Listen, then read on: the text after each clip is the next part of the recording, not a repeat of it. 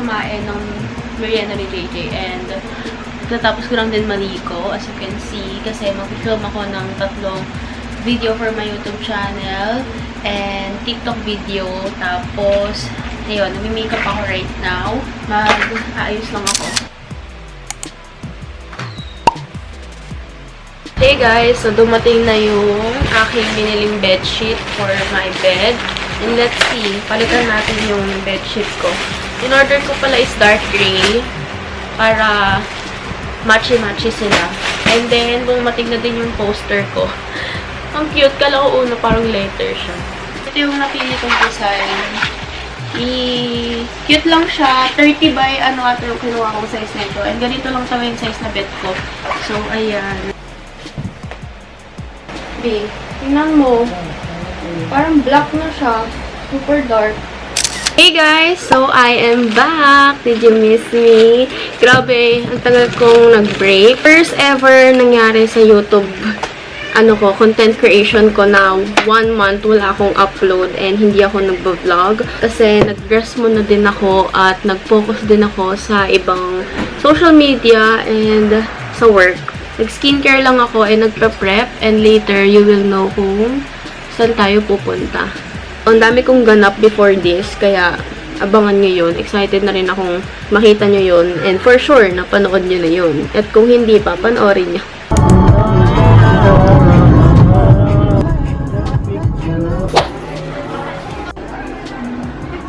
Pull out day. Uniqlo. Let's go. Ganda. Yeah.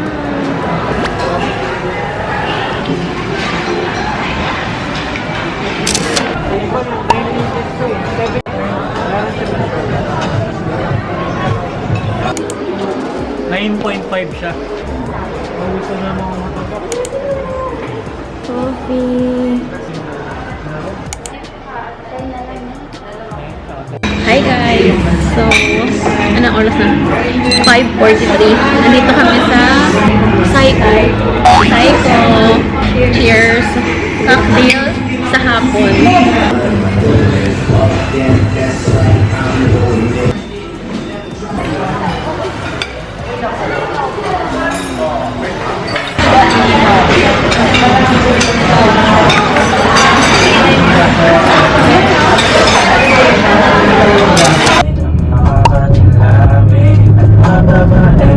Hey guys, good morning. So, mga 2 hours lang yung tulog ko. Nag-breakfast kami sa McDo, dyan. And then, I got my coffee. Then, idadrop ko si JJ sa May Naiya because it's his first brand work trip. So, pupunta siya sa Zamboanga and all expense paid. Sana all.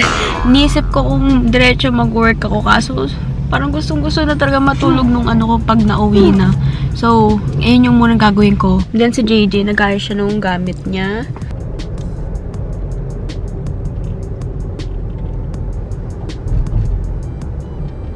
The update, it's around 3 a.m. Ay, 6 na pala. 3 a.m. kasi ako nagising, mga 3:30, natulog ako kasi dapat talaga akong tulog kanina. And, ngayon, nandito ako sa coffee shop. Bago lang to, Park Cafe yung pangalan niya. Dito ka nag-makeup sa car. After ko mag-work, mag-gym ako later. So, ayun, mag-edit lang ako ng mga vlog. And for today's bag, ito yung gamit natin. Bag to ni JJ, tote bag siya na black. Pero pwede naman din siya sa akin. So, ayan, ginamit ko na siya.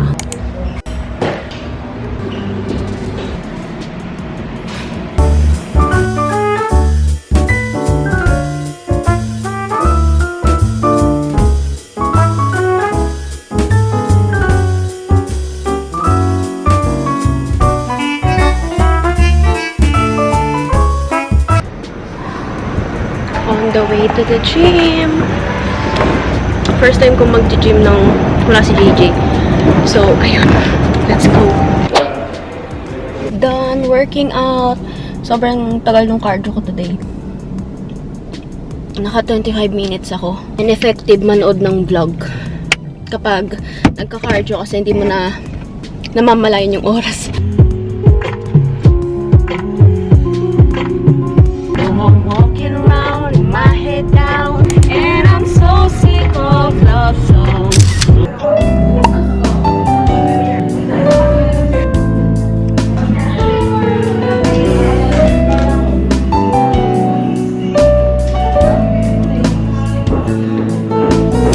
Hey guys, so it's the next day and it's already 12. Umalis ako sa house ng 10:30 kasi sunduin ko si JJ. So nandito ako ngayon sa Naiya parking and naghihintay na lang ako sa kanya. Sobrang busy ng Naiya. First time ko magsundo and nakaka-stress kasi traffic na bawal maghintay na ewan. So ayun, naghanap na lang ako ng parking. Ang problem ko naman kasi is wala akong cash. Paano ako makakalabas? So si JJ na lang talaga pupunta dito. Ayan, naghihintay lang ako here and medyo gutom na.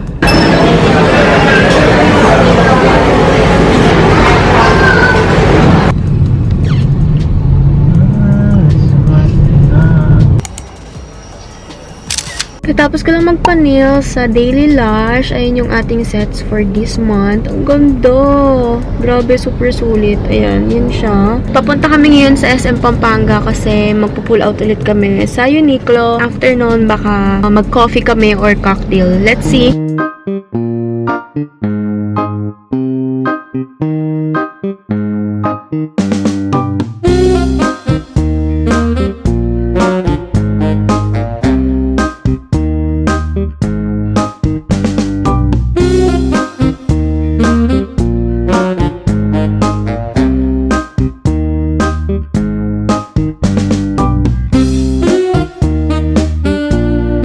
Hey guys, so in this portion, I will be sharing with you my graduation makeup look kasi a lot of you are asking kung paano ko ginawa yung makeup ko noon. Dahil hindi ako nagpa-makeup artist nun guys kasi alam niyo naman pandemic noon time na yon and naka-mask lang din tayo so yung eyes lang talaga yung ma-appreciate sa atin that day. Medyo pinagsisihan ko rin na hindi ako nagpa-makeup or nagpa-glam nung time na yun kasi wala akong masyadong maayos na picture nung graduation photo. So, ayun. But, okay lang. I-insert ko dito yung nagpa-glam ako nung nagpa-picture kami for graduation. Hindi ako masyadong nagandahan sa makeup na yun. Siguro dahil budget meal lang din yung kinuha kong makeup artist that time. Tapos, sabay-sabay kami ng mga college friends ko. Tapos, nung nagpa-photoshoot ako, nung self-photoshoot, is ako lang gumawa ng makeup ko doon. And sobrang nagandahan ako sa makeup ko na yun. Ayun, nanood ako ng mga videos for makeup. And madali lang pala siya matutunan. Dahil I know maraming gagraduate this August or July, ganyan. By the way, all of the makeups na gagamitin ko is ilalagay ko sa description box. And syempre, more on Focalure tayo dahil affordable and budget-friendly lang siya na makeups. So, first, syempre, maglalagay muna tayo netong The Alba First Spray Serum. Nung time na yun, guys, hindi ako syempre nagganito. Peg ko kasing makeup nun is parang clean lang, medyo bronze. Ayoko nung medyo pakak. Parang glass skin lang siya or Korean makeup look. So, ayun. Sunscreen, grabe, paubos na to. So, I need to repurchase. Nag-work talaga siya sa skin ko. Ang pinakamagandang makeup, guys, para sa glass skin is talagang skincare. So, next naman, syempre, palagi nyo na itong nakikita. Itong screen illuminator na to. Natrim ko na yung aking kilay. And ito naman tayo sa Kuromi na primer. Syempre guys, hindi natin may iwasan mag-oily kapag nag-graduation. So, maglalagay na tayo sa areas na feeling ninyo is mag-oil up. Na-try ko na yan. Kahit naka-aircon yung venue nyo for graduation is talagang mag-oily kayo as in. Kasi parang nakakakaba yung feeling ng ganun. So, parang pagpapawisan kayo. Next naman is this one. This is a multi-effect cushion. Cushion yung ginamit ko that time kasi gusto ko nga yung parang Korean glass skin yung atake ko, ganun. And di ako masyado nagpa-foundation, guys, kasi wala naman ako din masyadong gustong takpan sa face ko and ayoko nang medyo mabigat sa mukha ko, especially kapag ganun klaseng event. Merong 3 shade na available neto but I got the shade YL02 for medium skin tone. So, if ever na tingin ninyo ka-shade nyo ako, ito yung shade na kunin ninyo. Out of all Sanrio characters, si Kuromi yung bet ko and ito rin yung bet ng mga pamangkin ko. Sobrang ganda ng packaging nito, guys. Para siyang, glass. Pag in-open nyo, ganyan yung itsura niya. Perfect for travel. Ang bango na ito. And by the way, guys, nagpa-lash extension pala ako nung araw ng graduation namin. Lash extension is the key. So, ayan. So, ito yung meron. Ito yung wala. You see the difference, guys?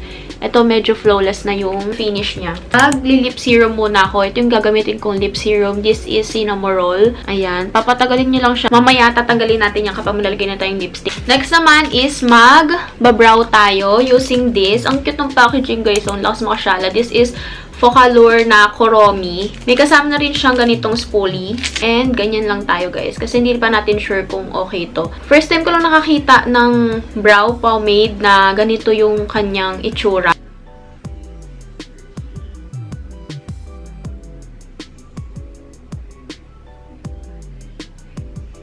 Okay guys, ayan na yung ating kilay. Feeling ko nakapalan ko yung kilay ko, pero in person, hindi naman. Parang sakto lang siya. Pag natapos siguro yung makeup, makikita natin yung result niyan. But ayan, ang ganda nung pangkilay na yun. Finish niya para siyang henna tattoo, ganun. Or eyeshadow.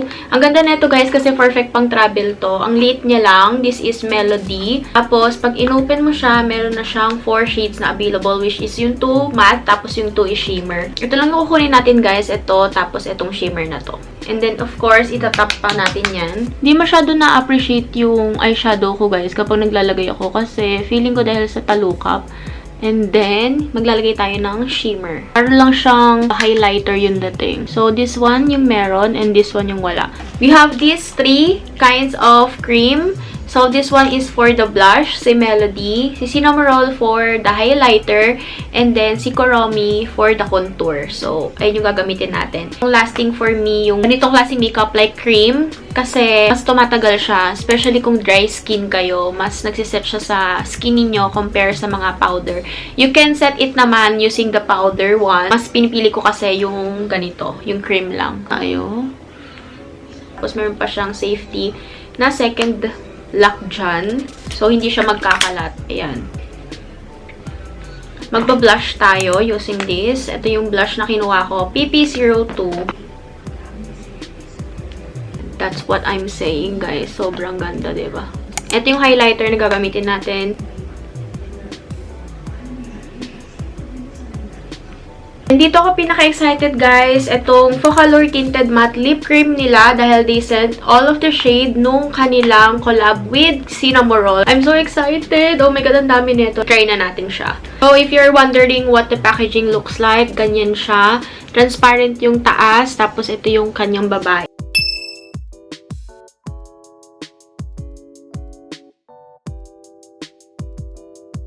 So, this is how it looks like, guys, kapag in-apply nyo siya. And then, you need to wait mga 1 minute para mag-set siya and lumabas yung pinaka-color niya.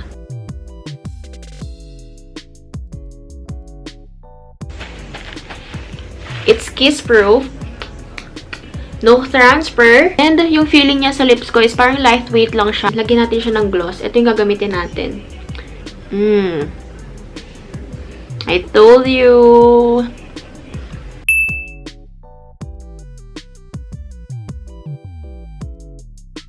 So, speaking of set, iset na natin ang ating makeup using this Focallure Kuromi na setting spray. Feeling ko mas may amoy ito. Parang yung pag-set niya, tignan nyo, buong mukha ko, nalagyan niya. As in, parang yung basic niya, hindi siya yung sobrang bugang-buga, pero every part is malalagyan. Uy!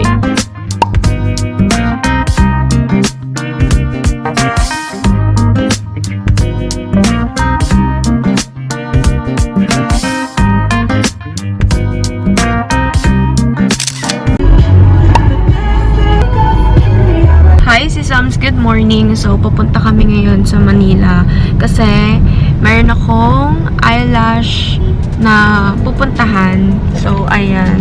Papagawa tayo ng ating eyelashes from Eyelash Manila Society. So, ayun. I'm so excited. This is my fit. Ito from Uniqlo. Yan yung binili ko kahapon. Sponsored by my baby. And later, meron din siyang work sa Uniqlo. So, sasamahan naman natin siya afternoon sa akin.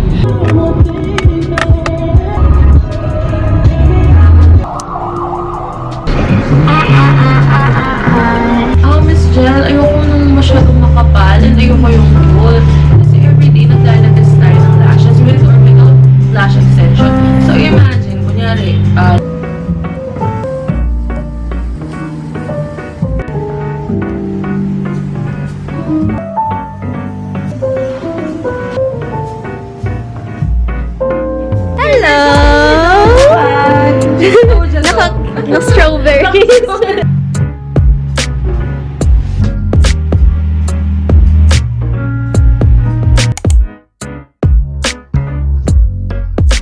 So guys, we're here at SM Caloocan, Uniqlo branch. And ayan siya. Hindi pa to nag-open.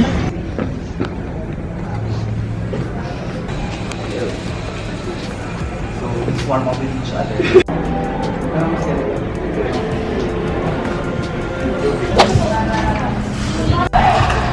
Place of cultivation.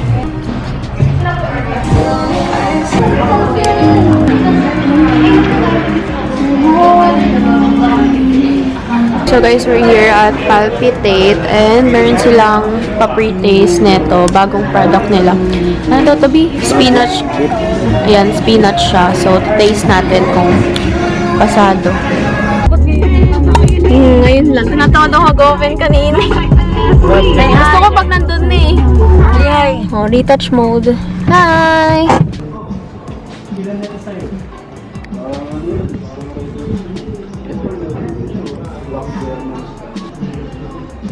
Test natin yung yung beer nila dito, craft beer.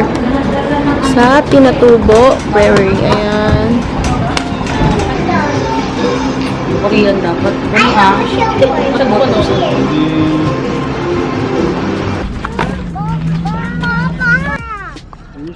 Hi, ate. Bebe. Pretty.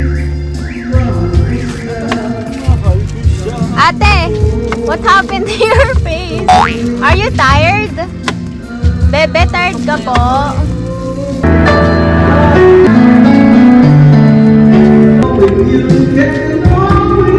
Guys, so okay na yun. Good morning, it's next day. So, ngayon papunta kami sa second na resort namin. Coffee break.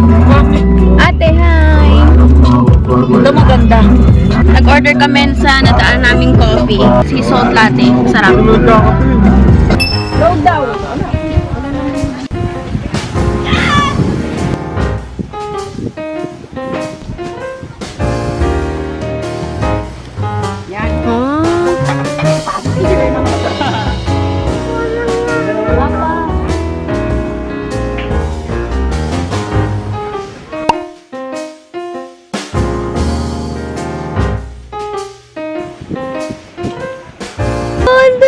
Baby, what are you eating? Show it to them.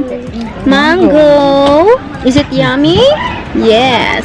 So guys, we're here at Botolan, Zambales. And ito yung aming room. Ayan. Tapos ito siya sa may loob. Yan. May sala, table, tapos may TV. And then ito yung first room. Ayan siya. Ayan.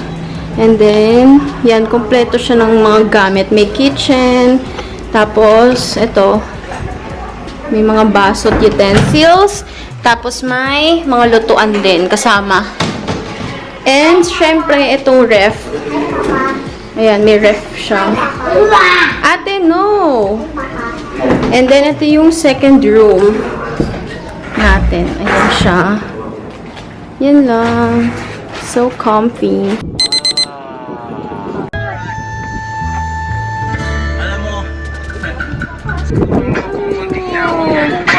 We're done swimming. Lo, nangitim ako. Wow, naman si Nonong, may dugo. Oh. Basta may fish na yung malaki tattoo niya. Tapos nag-swimming siya. Oh no, let's see. Kakapin! Mama, may dugo! Commencement of the annual purge sanctioned by the U.S.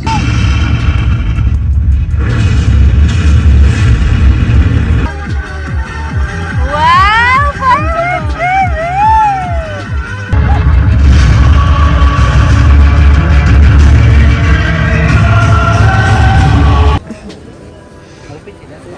Wait lang, hihinga lang ako.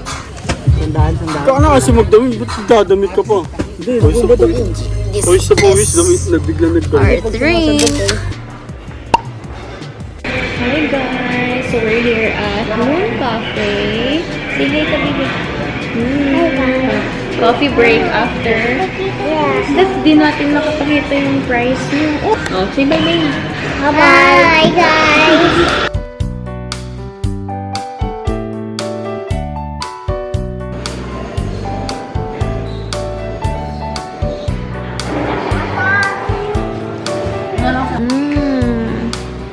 Okay, good.